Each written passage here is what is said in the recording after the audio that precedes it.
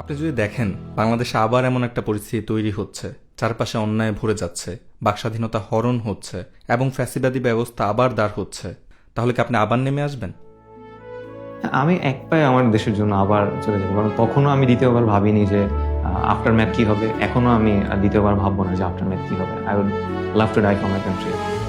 আমিও জানি, আপনিও জানেন, এবং আমার ওই বন্ধু বান্ধব, বড় ভাই ছোট ভাই, আমার পরিবারও জানে, যদি আবার একই জিনিস হয়, আবার যদি ফ্যাসিবাদের এই জিনিসপাতিগুলো নেমে আসে, আবার যদি বাক স্বাধীনতা চলে যায়, সবাই নামবে। আমার বিশ্বাস একজনও থাকবে না, সবাই আবার নামবে, একইভাবেই নামবে। এবার হয়তো আরো গুছানো ভাবে, আরো বেশি এনথুজিয়াজম নিয়ে নামবে। অবশ্যই নামবো, কারণ 2024-এ নামবো এটা ভাবিনি। তো আবার যদি দরকার পড়ে লড়াই করতে হয়, অন্যায়ের বিরুদ্ধে দাঁড়াতে হয়, আমি সবসময় থাকবো ওখানে। অবশ্যই, এবং পরবর্তীতে আসলে আর উঠে যাওয়ার কোনো জায়গা রাখবো না, একদম কমপ্লিট। আমরা যে দেশটা ফিউচারে সাস্টেইন করতে পারবে, এই কনফার্ম না হওয়া পর্যন্ত উঠে আসতে যাবে না, একদম তো বারবার করা